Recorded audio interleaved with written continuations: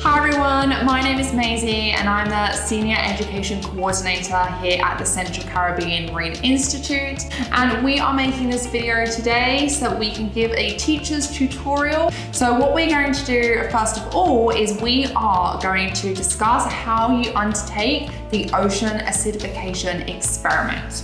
What is the cause of ocean acidification?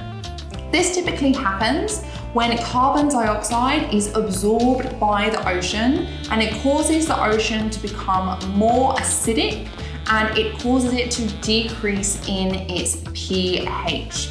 Now, how does this carbon dioxide get into the atmosphere? This is typically by the burning of fuels such as coal, in some cases wood, oil, gas, and these are typically made out of hydrocarbons, so when they are burnt, carbon dioxide is formed in the atmosphere.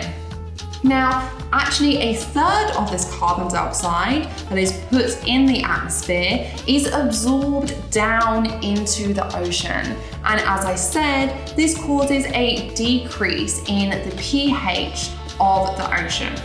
Now, I know that pH can actually be quite a confusing thing to explain to some of the younger students. So I'm just going to quickly go through how I explain it in my classes, and hopefully that will give you a little bit of help in that area. So pH is actually a scale, and pH stands for the potential of hydrogen. Now, all solutions are normally acidic or they are alkaline, and they fall somewhere on this scale. Acids have lots of hydrogen ions inside of them, and alkalines do not have very many hydrogen ions inside of them. Alkalis have a high pH and acids have a low pH. So this scale runs from 0 to 14. If the pH is less than 7, then it means that it is an acidic solution and there are lots of those hydrogen ions inside of it. And if you have an acid with a pH of 0 or 1, it means that it's a very strong acid. If the pH is higher than 7, then it means it is an alkaline solution.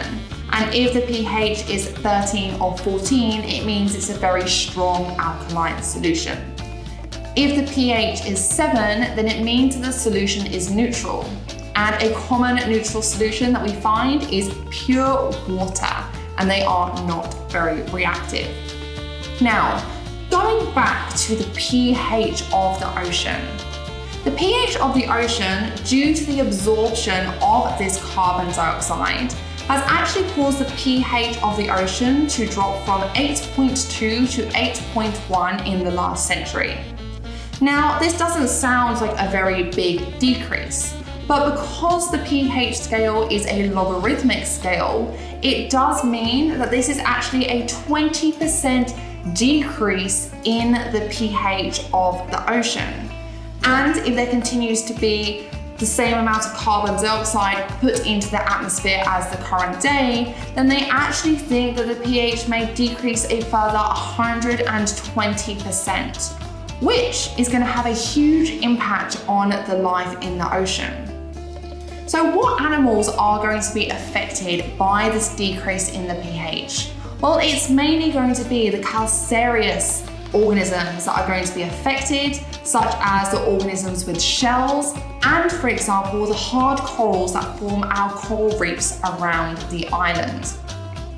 Because what's going to happen is that when there is this increase in hydrogen ions in the seawater, there's much less carbonate ions, and they use these carbonate ions to actually form their shells and their skeletons. So by having less of these carbonate ions, the shells and the coral skeletons, they're one, going to be harder to form, and two, they're actually going to be harder to maintain as well.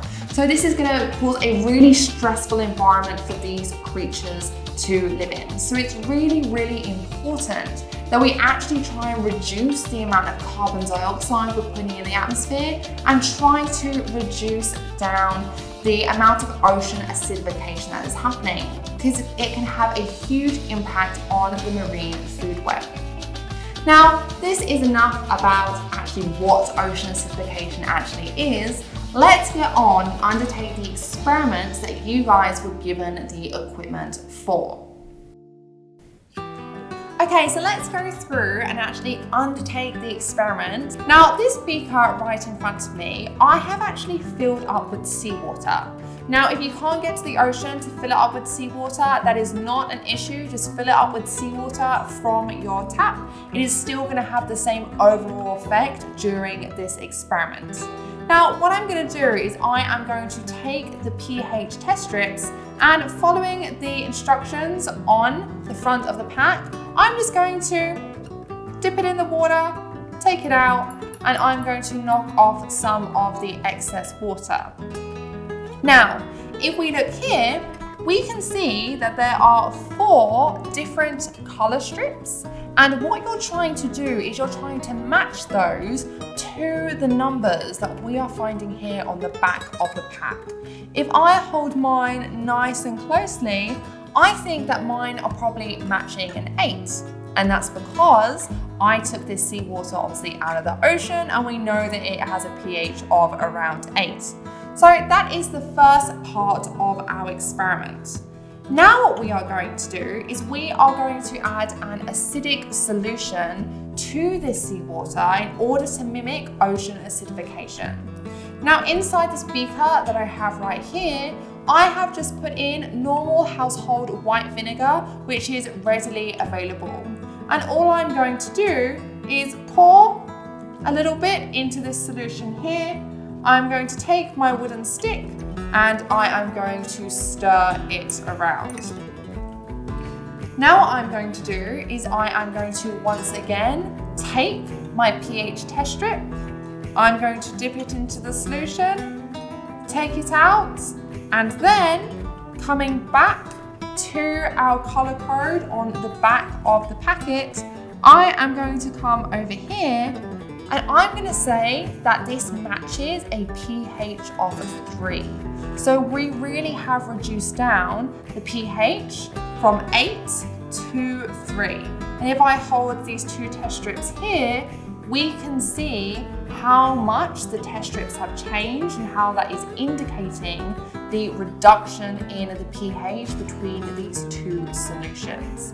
So that is the very simple experiment that we have provided you guys the equipment for. Now, of course, you are more than welcome to expand upon this. And an experiment that you could easily undertake is you could go to the shore and you could collect several very small shells from the shore.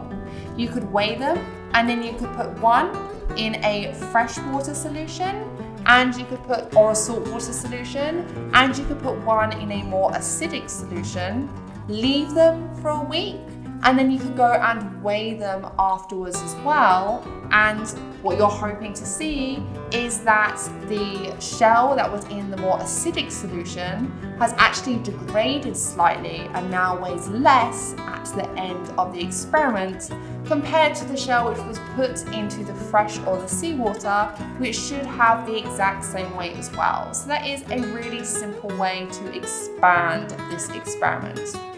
But even if we're just using the simple experiment with the pH test strips, this is such a great way to get your students involved with science in the classroom.